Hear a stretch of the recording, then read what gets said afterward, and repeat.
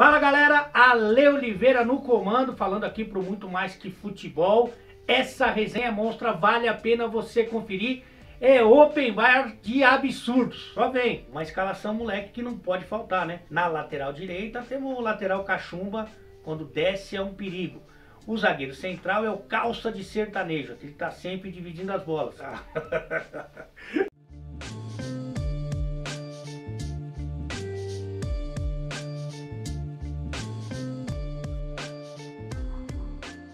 Bom, desde molequinho eu só pensava em futebol, né? Só pensava em bola. Acabei me federando com 9 anos, no pré-mirim do Clube Atlético Indiano, o meu primeiro time de federação de futsal.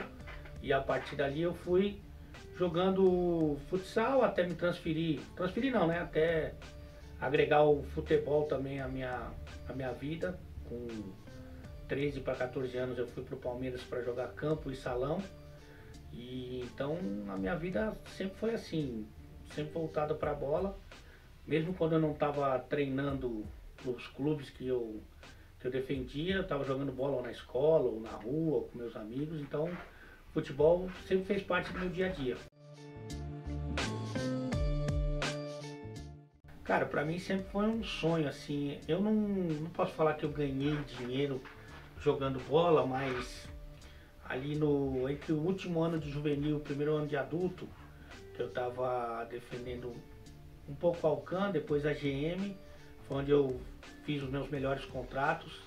E ali, claro que eu recebi um valor que para minha idade estava bom, mas nunca foi pelo dinheiro, sempre foi pela paixão pela bola, pela paixão pelo futebol.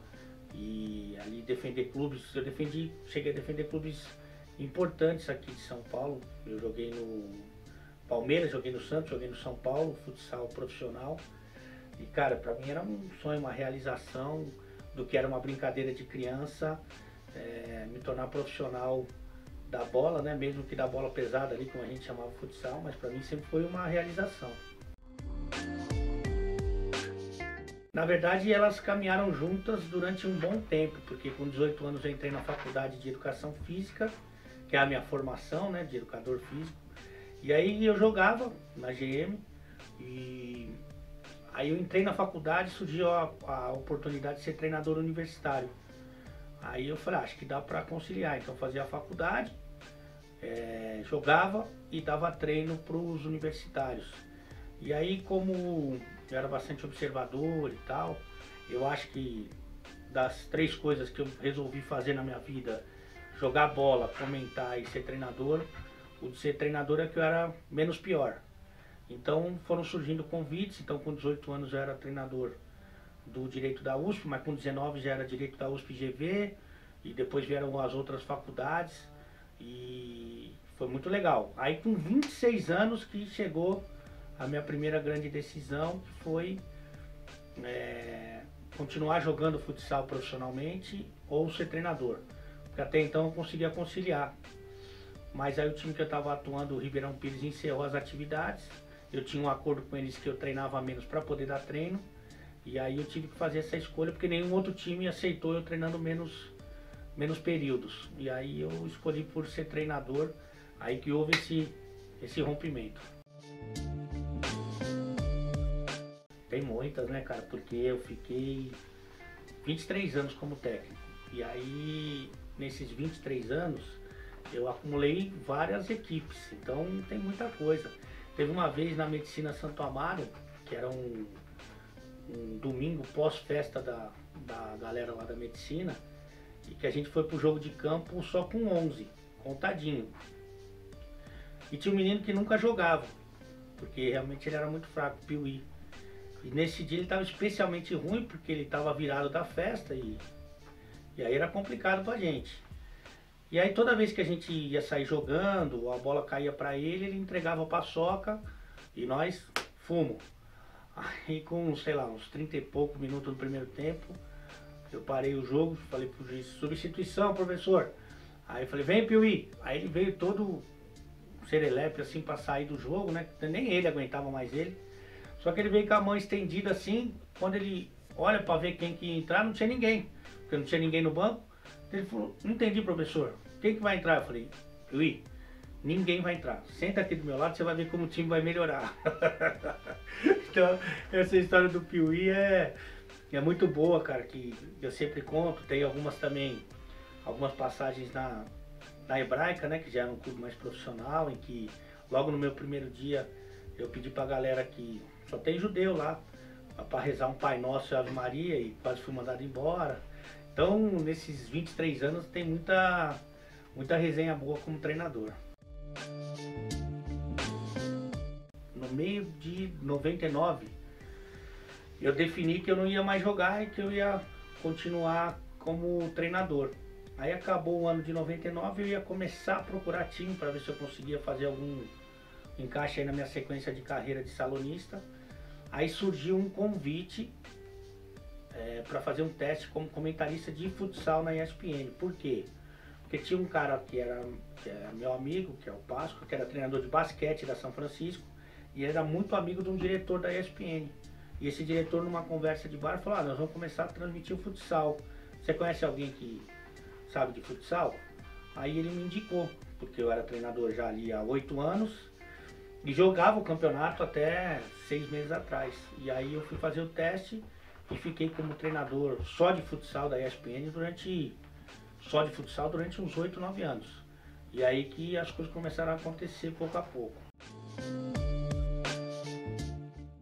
No começo era difícil para mim, porque o que eu pensava? Eu falava assim, bom, para continuar empregado, que era meu único objetivo, era continuar. Eu ganhava por evento, né, na antiga emissora, e era tentar agregar a carreira de treinador a de comentarista. Então ganhava por jogo e não fazia programa no começo ali. Então o que eu pensava? Eu falei assim, bom, eu tenho que ver quem é os caras que são os pica aqui do canal e vou tentar imitar os caras para continuar fazendo o jogo. E conforme eu ia fazendo mais jogo, mais eu ganhava. E aí era bem ruim assim, porque eu não conseguia ser igual aos caras e também não era eu. Então ali foi uma dificuldade. A partir do momento que eu decidi, que até foi uma decisão estranha, que eu falei, eu vou continuar sendo só treinador, não vou ser mais comentarista. Aí a dona Encrenca falou, mas como assim? Eu falei assim, eu vou fazer que nem eu faço, que nem eu sou, todo dia, nos treinos, no rachão, no futebol, no bar. Os caras não estão acostumados com isso, não vão gostar e vão me mandar embora, e eu me dedico mais à minha carreira de treinador. Quando eu resolvi fazer isso, que eu percebi que eu era mais feliz, que ali me dava prazer e que o público começou pouco a pouco a receber bem. No antigo canal eu sempre fazia basicamente os piores jogos. Então a Lei Oliveira sempre presente nos piores jogos. Jogos que ninguém queria fazer, os caras me davam para fazer. E assim, isso ficou durante todo o tempo que eu estava lá. Mesmo já da porta para fora com reconhecimento, fazendo bastante evento, fazendo bastante ação publicitária e tal, eu nunca consegui dar esse passo adiante na antiga emissora. E aí, quando eu fui mandado embora, eu dei uma boa pensada assim, em sair dessa carreira e voltar para minha zona de conforto, para o meu habitat natural, que é de ser treinador, de trabalhar com a educação física e tal. Aí o esporte interativo entrou na minha vida muito forte, muito decidido, nem eu estava tão convicto do que podia acontecer, e eles acreditaram em mim. E aí um ano e pouco depois que eu estava pensando em sair, veio o melhor momento da minha carreira, da minha vida profissional, que foi fazer 2 jogos decisivos da Liga dos Campeões em loco, em Turim e em Munique. E foi muito emocionante para mim. Ali foi a prova de que valeu a pena apostar nessa carreira, mesmo eu em algum momento tendo duvidado dela. E das 3 coisas que eu fiz na minha vida aí, aqui eu fui apaixonado por jogar bola, fui apaixonado por ser treinador, e como comentarista, até pelos jogos que eu pegava e até pelo fato de eu não ter participação. Como jogador eu participava de forma direta, como treinador tinha uma participação importante, e como comentarista nada, né? Você faz só o comentário ali e não muda muita coisa. Mas a partir dali que eu comecei a me apaixonar também pela carreira de comentarista. Basicamente, na minha vida como treinador, que eu trago muita coisa para o comentarista, eu sempre fazia o seguinte na preleção. Eu falava uma coisa muito absurda assim, uma brincadeira, uma tirada, uma coisa engraçada, para todo mundo olhar para mim, para chamar a atenção para mim, para eu falar o que eu queria. E eu acho que o decreto entra um pouco nessa linha.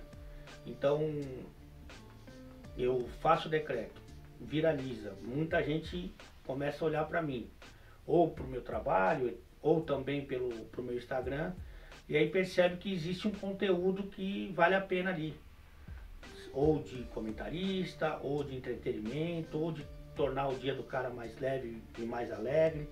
Então o decreto surge nesse contexto de chamar a atenção para uma coisa que eu olho meu Instagram, eu gosto do meu Instagram, eu acho que são coisas legais ali que tem ali.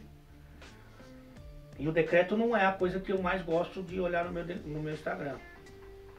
Basicamente eu olho muito pouco, mas as outras coisas eu gosto.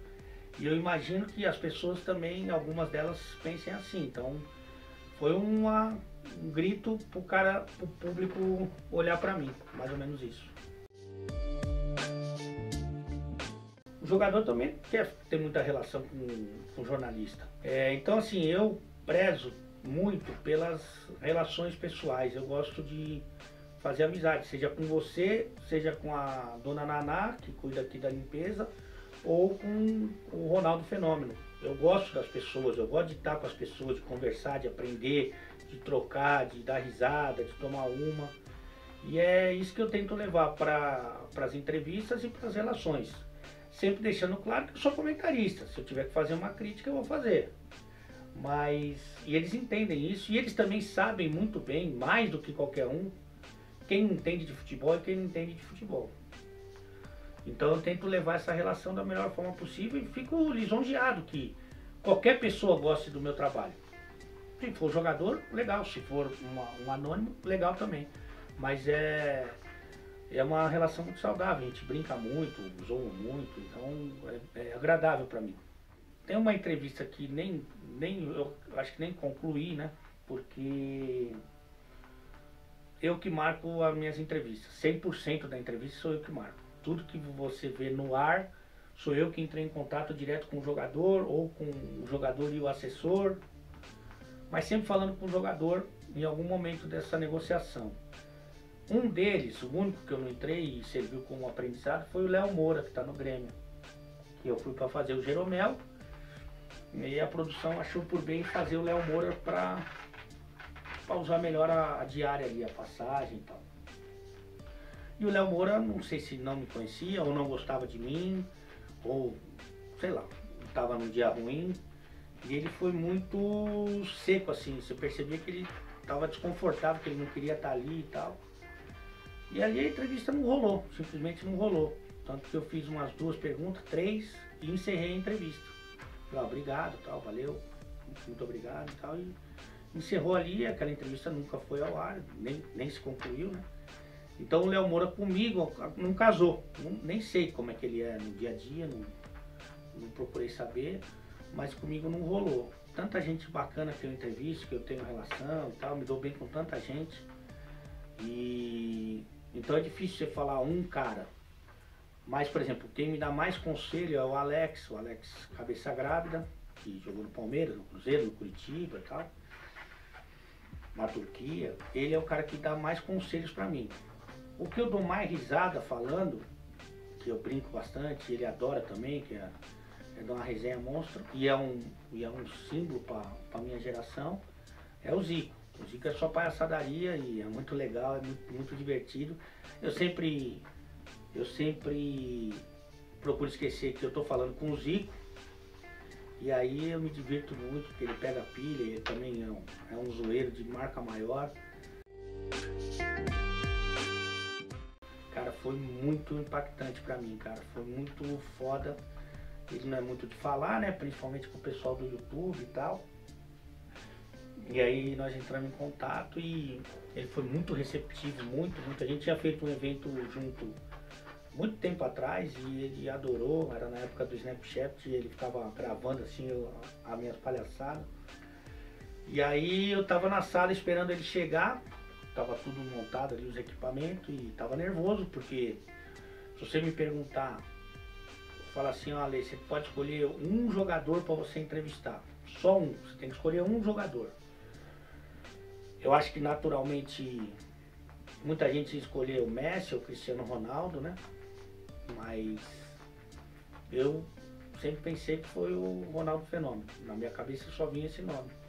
E aí quando aconteceu essa possibilidade, eu estava muito ansioso e estava esperando ele na sala ali, e tremendo também.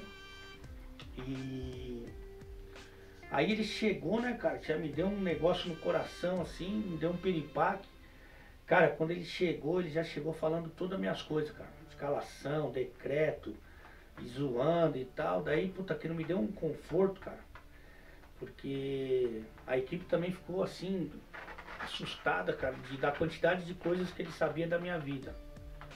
Já tinha visto, inclusive, o meu desabafo lá em Turim, com o primeiro jogo em loco da Liga dos Campeões. Falou tudo. E ali me deu um conforto para continuar a entrevista, para começar a entrevista, e foi muito impactante assim, conhecer o Fenômeno, foi foda.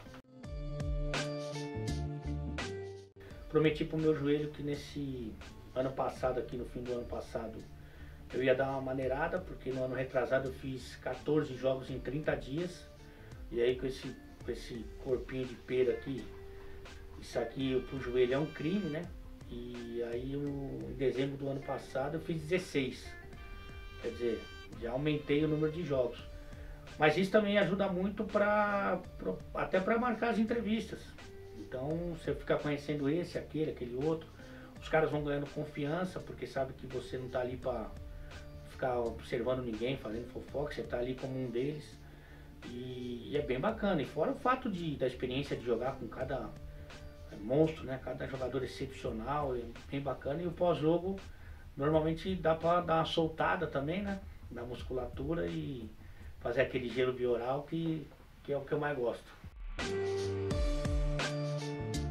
Cara, eu costumo falar que time que não bebe não ganha, né? Não é exatamente a bebida, mas o fato de você estar na resenha ali com o cara, tá fazendo um churrasco, tá fazendo um jantar ali com... Você tem um convívio fora do trabalho com o teu parceiro, com o maior número de parceiros, eu acho que aproxima o grupo, você traz o cara para perto de você, eu acho que a chance do cara correr por você é maior, então eu acho que isso serve para unir um pouco mais. Claro que você tem exemplos aí de times que foram campeões e não tinha essa união, ou pelo menos não entre todos, né? Você tinha grupos ali distintos, mas eu acredito, inclusive como treinador promovia isso, que quanto mais você tiver convívio fora do campo, se for bebendo é melhor, porque daí deixa a conversa, toma aquela alegria líquida, então fica tudo mais agradável, né?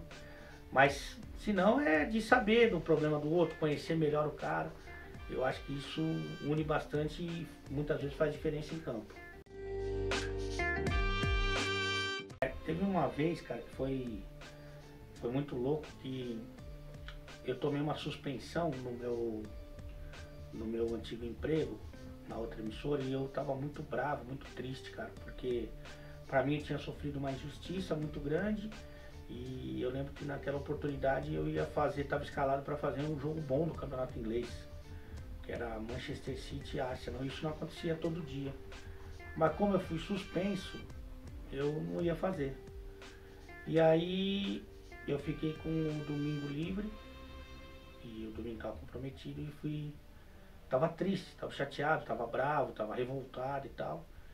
E aí só que eu pude atender um pedido de um ex-atleta meu, que se formou em educação física, que ele faz um trabalho com futebol, com treinamento lá em Paraisópolis, pro pessoal da comunidade. E eu falei, puta, eu vou lá então, já que eu não tenho compromisso, eu vou lá. Cara, e conhecer o projeto, estar do lado das crianças, receber o carinho, eu tava péssimo quando eu cheguei lá, e eu saí de lá muito melhor. Na verdade, as crianças fizeram bem pra mim. E era uma coisa que eu não ia viver, e até estava chateado porque eu estava suspenso, estava bem triste mesmo. E quando eu cheguei lá e eu pude conversar com as crianças, tirar foto, mostrar meu carinho, aquilo me fez um bem e me fez ver as coisas do outro lado, e eu levei isso para minha vida inteira. Eu vou deixar aqui só uma lembrancinha para vocês, muito mais que futebol, uma escalação moleque que não pode faltar, né? O goleiro, por exemplo, é o Rick Martin, que ele tá sempre levando o peru. Na lateral direita temos o lateral cachumba, quando desce é um perigo. O zagueiro central é o calça de sertanejo, que ele está sempre dividindo as bolas. O quarto zagueiro é o Habibs, entrega até os 28 minutos. Na lateral esquerda temos o KY, aquele que você só usa para não passar aperto. O primeiro volante é o Odebrecht, rouba bem, mas depois entrega. O segundo volante é a Tammy Gretchen, não gosta de treino físico, prefere o rachão. Na meia temos o meia Pablo Vittar, aquele que prende bem a bola. No ataque temos o atacante Marcelo D2, aquele que está ou em cima do back ou buscando uma ponta. No outro lado do ataque nós temos o acompanhante de luxo. O atacante acompanhante de luxo é aquele que é muito caro para usar só 90 minutos. E de centroavante temos o camisinha, aquele que é chato, ninguém gosta, mas tem que colocar. Valeu galera, tamo junto!